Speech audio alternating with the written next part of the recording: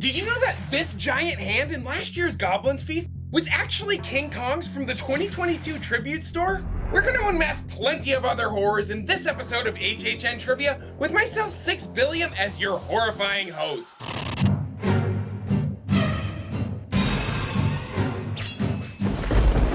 Now, for our 5 categories this week, we'll travel over to HHN Hollywood for our history category. And trust me, the way that these questions tie together in the end will surprise you. Next, there's no glasses required for these 3D haunts. And this week we have iconic scare zones, or zones featuring the HHN icons.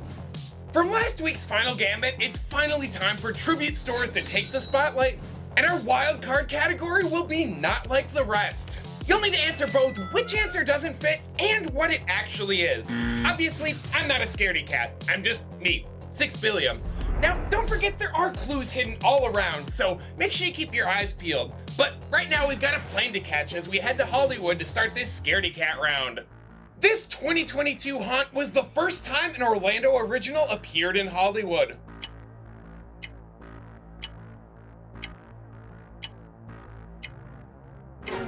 Hollywood and Orlando are typically vastly different events, and their approach to creating haunts is one of the most notable examples. But I can't think of a better Orlando haunt than 2017's Scarecrow the Reaping to play to Hollywood's biggest strengths, their actors. It wasn't the first Orlando idea that was used, but it was the first full-fledged haunt.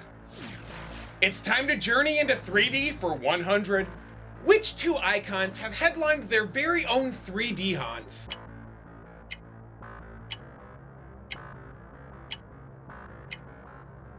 Clowns at sideshows don't always mean 3D. Thank you, 2023 Dr. Oddfellow. But in this case, they do. Both Jack and Chance have explored this realm in 2007's Jack's Funhouse and 2016's Lunatic's Playground. But only one of them came with specially themed glasses. Those are for winners.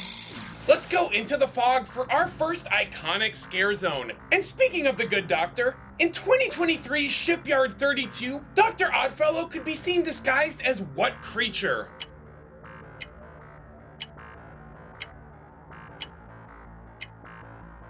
Whether you recognized him in every single zone or not, Oddfellow's telltale facial scar was always there, just like what could be seen on this werewolf. Shipyard 32 was a near perfect scare zone to me. And did you also happen to catch Dr. Oddfellow's Cane of Souls hiding right in plain sight?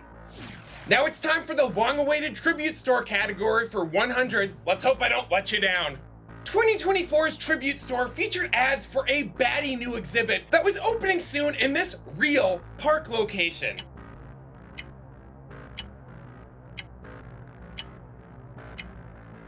Teased in the Sahara Trader store in the weeks leading up to the event, this exhibit was set to open in the Museum of Antiquities, seen right next door at Revenge of the Mummy. Now let's end this scaredy cat round with not like the rest for 100, and don't forget to say which is wrong and what it is. Which one of these haunts was not located in a soundstage venue, and where was it located?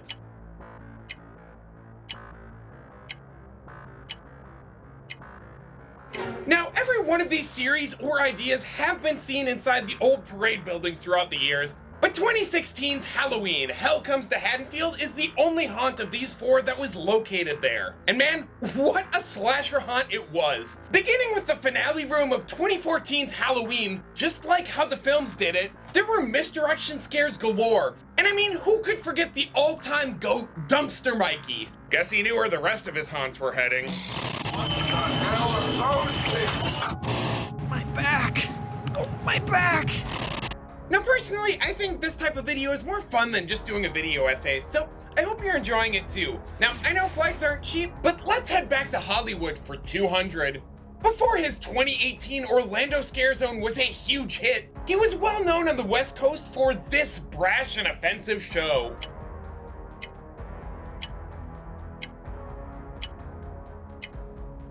Perhaps one of the most infamous parts of Hollywood's history is Chucky's Insult Emporium. Chucky really did not give a fuck, especially in the late 90s. But highlighting the killer's strengths without pretending this was scary was a smart move. I can't really play any audio from it without getting demonetized. Unless you're watching the extended cut for channel members, that is. Now let's leave this boring 2D space and head into 3D for 200.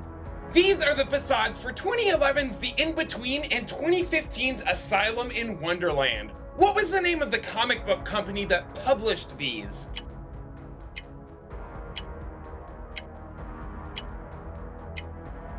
Well, cute little Tribby and Tribute Store comics may be on everyone's mind after that incredible Tribute Store, ultra-violent comics will always have a special place in my heart thanks to 2011. Fake publishers Fear and Atomic Comics have also appeared throughout the years, but ultra-violent comics has only been featured with 3D haunts. Back to iconic scare zones for 200. Each icon's signature kill in 2015's Icons HHN have been showcased at the event before, except for this Icons. And here's a hint, think about anniversary years.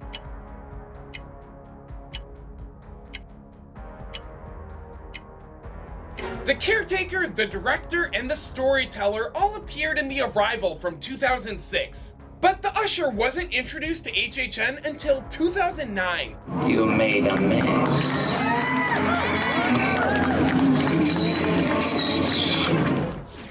As we head back to the Tribute Store for 200, I hope you brought some cash because I would love to buy some of this fake merchandise featured in what year of the Tribute Store?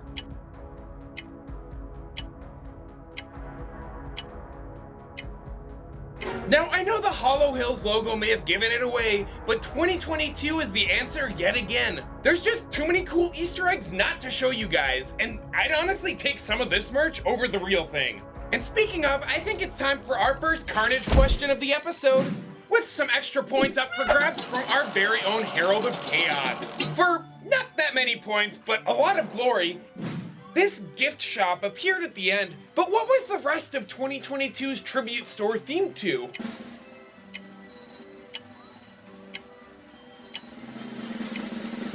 This Tribute Store was set up as a dark ride located within an abandoned, nondescript theater. Earthlings, don't you know all rides must end near the gift shop? Man, not even your local Halloween gathering can be free from corporate greed. Plus, I don't really think that control panel's up to ASTM standards. But let's finish off the 200-point round and see which one is not like the rest. Which one of these was not a Boris Schuster novel featured in the 2021 haunt Case Files Unearthed? Murder by Mossman, The Beast Unleashed, Tribute to Terror, or Terror of the Tenement?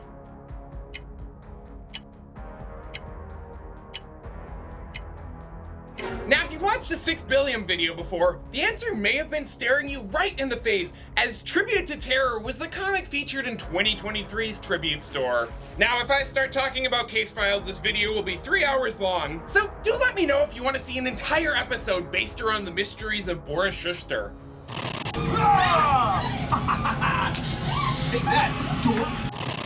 Now, while I shout out my awesome channel members, if you want to be notified of all the HHN rumors and speculation, make sure you ring that bell for notifications. I'm not going to be making videos on them, but I will be discussing them live on stream. That way, I can chat with you all, and I can make more content like these trivia videos. But let's keep this moving as we head back to the OC-ish for 300. HHN Hollywood was held off and on until this year, and it has been an annual fixture ever since.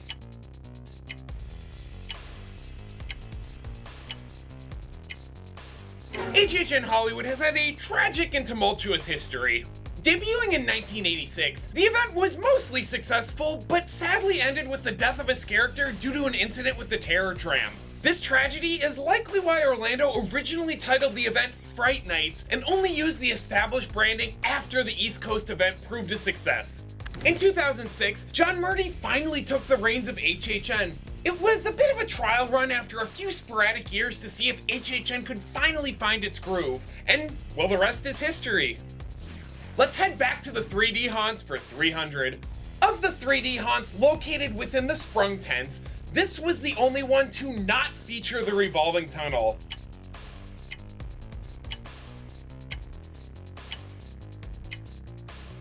Penn & Teller Nuked Vegas is one of the best IPs the event has ever seen. All the better for ditching the same old gimmicks for some impressive practical sets and inventive guest-activated triggers And when I come over here and push this, it makes a little jet of air squirt out. It's clear that this was a true collaboration with the charismatic duo, packed with images so unique you can't forget them, for a variety of reasons. Plus, that revolving tunnel was over in Soundstage 20 as part of the best special effect I've ever seen at HHN. Back to iconic scare zones for 300 this time. If you watched 2007's Carnival of Carnage commercial and dreamed about visiting Jack's fortune-telling booth, like I did, well, you could visit an exact replica in this scare zone.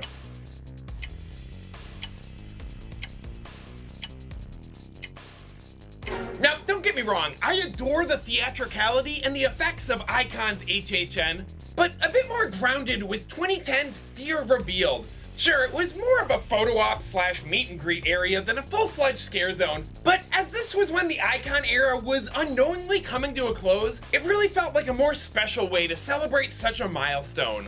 Fear Revealed was also the first time Chance appeared as a character, and the last time that Jack appeared in the streets. Let's keep bleeding our wallets as we head back to tribute stores for 300. A prop model kit, a fake t-shirt design, 2019's tribute store facade has become a popular Easter egg, but what was its design?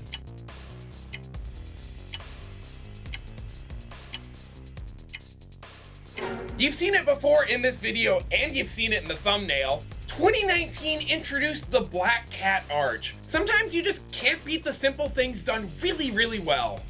Now, feel free to take a drink break as we head to Not Like the Rest for 300, because we can't talk about HHN without getting to the booze. So, which one of these drinks was not a specialty cocktail at HHN? Totally Lit, Electric Death, Bloodberry Wine, or Bog Slime?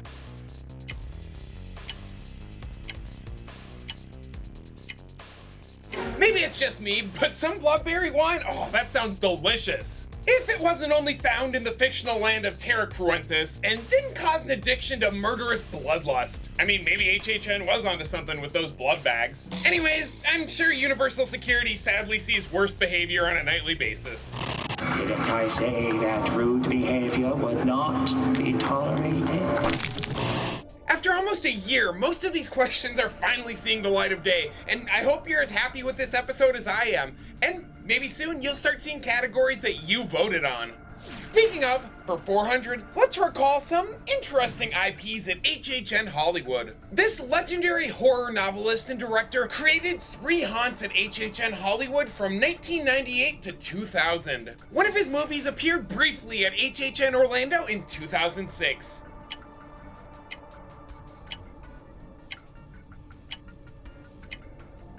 Orlando got Hellraiser and All Night Die-In Take 2, but Hollywood struck gold and brought 3 of Clive Barker's original nightmares to life. Here's some of his words about those haunts, but I'd also encourage you to head to his official website for a more in-depth look. Rob Zombie was another big name that helped out with the event around this era, and he also helped bring to life the subject of our next Carnage question. And I'd say Jack has never looked better. Let's hope this time there's some real points up for grabs. Ooh, for 450? This haunt won House of the Year on both coasts, but in different years, and only Hollywood's version was presented in 3D Zombie Vision.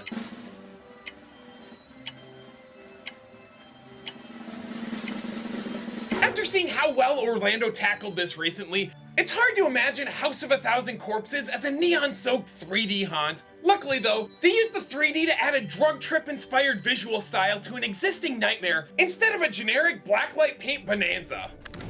And speaking of 3D haunts, let's look at our next one for 400. Set to a soundtrack by Johnny Cash, this haunt featured the phrase,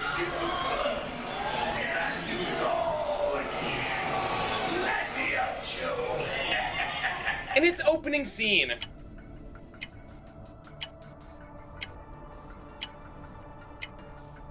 Characters at HHN are just so much fun when they have no redeeming qualities. And I'd kill to revisit the execution of serial killer Bobby the Blade in 2013's Afterlife, Death's Vengeance. An A-list concept with a D-list execution. Just too many recycled ideas that didn't fit. Hey look, an in-between cameo.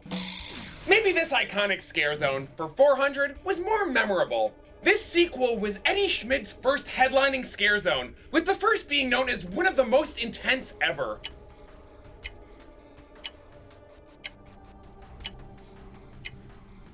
2021's Lights, Camera, Action, Eddie's Revenge, full of colorful stages and characters, was fundamentally the opposite of 2009's all-killer and no-filler approach. And feel free to give yourself some bonus points if you happen to know the name of the fake movie that was being made in the original. The Chainsaw Drill Team Massacre in 3D seemed pretty fitting for this episode. Let's head back into the AC with tribute stores for 400, and I gotta say, this one brings out the nostalgia. What was the location of the very first tribute store?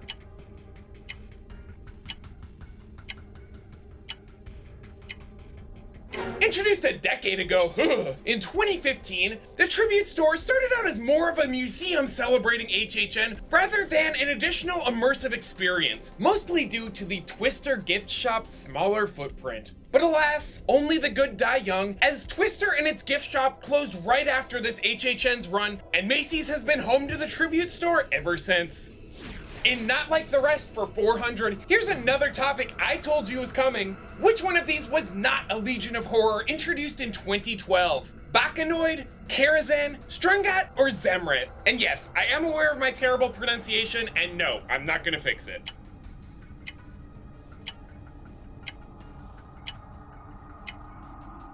In 2012, the Legions of Horror essentially changed the entire lore of HHN. Raised from the dead by the iniquitous, every single character ever featured at HHN, past, present, future, original creation, or established IP, now belong to one of these 6 legions: Morphin, Stringat, Sarabin, Karazhan, Massacarian, and Bakanoid. Which begs the question, which one are you? I'm a Bakanoid myself, but I know you're not a Zemret, because that was the disease causing nationwide panic in 2018's Dead Exposure Patient Zero, mentioned both in the facade and the online backstory. Keeping up with the creature's appetite has proven difficult, as its appetite seems insatiable. I'm not going easy on you guys for this 500-point round, so I hope you're ready. Now it's time to wrap up this saga of HHN Hollywood. Only 2 Orlando icons have been featured at HHN Hollywood. Jack the Clown headlined both coasts in 2007, but which icon did Hollywood feature in 2006?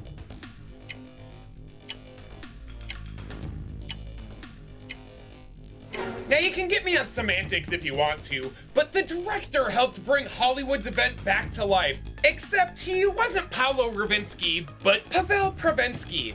The story goes that since Hollywood was unable to get those big names back from the 90s, like Clive Barker and Rob Zombie, they turned to this up-and-coming filmmaker from Slovakia to create the ultimate horror experience.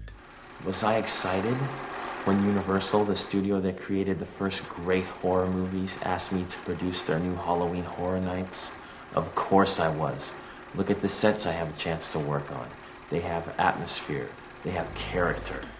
With no major IPs and just the director's twisted visions, it's a great meta approach. Murdy definitely made the right decision to distance the event from Orlando, but I'd still love to see it embrace these roots a little bit more. Now let's go back in time for our final 3D haunt. What was the first 3D haunt featured at HHN Orlando?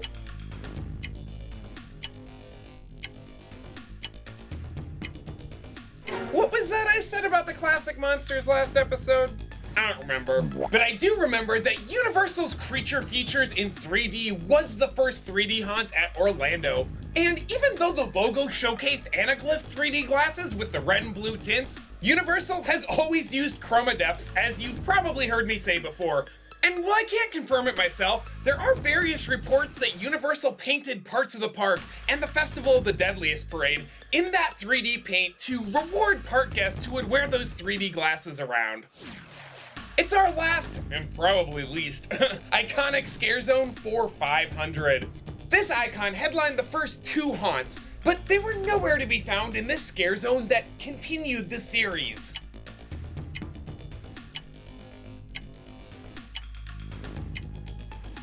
Now, it makes sense that he'd be over in Icon's HHN, but it's still a bit weird not to see the director over in San Francisco for All Night Die-In double feature. My wallet's almost empty, so let's make this a quick last trip to the tribute store for 500. An audition ad for 1992's Beetlejuice Graveyard Review show could be found at the register of what year's tribute store?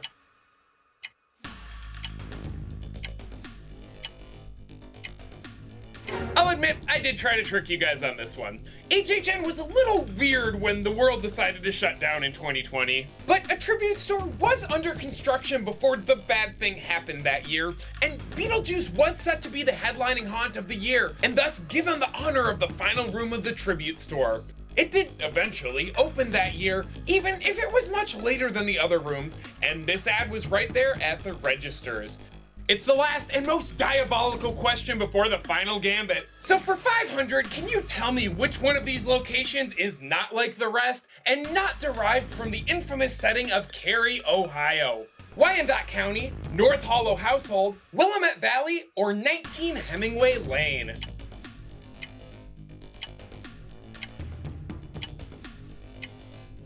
Now, I hope everyone has at least heard of Wyandotte County. It's been pretty much everywhere. And Willamette Valley is the part of Cary where the caretaker resides. 19 Hemingway Lane, well, that's where 2017's Hive took place, on the outskirts of Cary.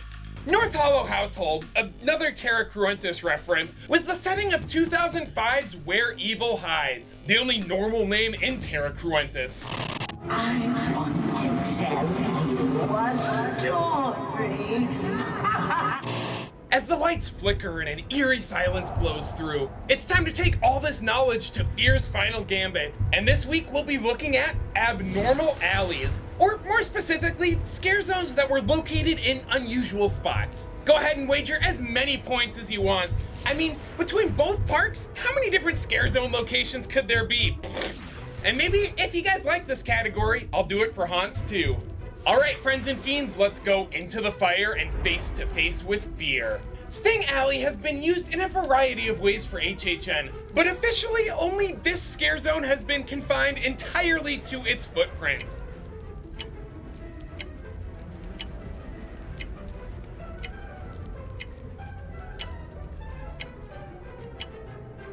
First off, Sting Alley is highly underrated as an HHN venue, if I do say so myself. Second, plenty have used it, but officially only one has been entirely confined to it. 2011's Your Luck Has Run Out. Good thing, too, they probably didn't want too many people to see those masks. Ugh. Now, there was an unofficial zone there, too, but that's for another episode. Now make sure you tune into my live streams if you want to stay up to date on all of the HHN news and rumors, or if you just want to hang out with the scaredy cats, I completely get it. And for as low as 99 cents, you can get extended cuts of every single trivia episode with much more me. Thank you for watching, everyone. This is the year of 6 billion, and I am not stopping. I am not even close to my final form yet. But until we meet again, this has been truly one of the trivia episodes of all time.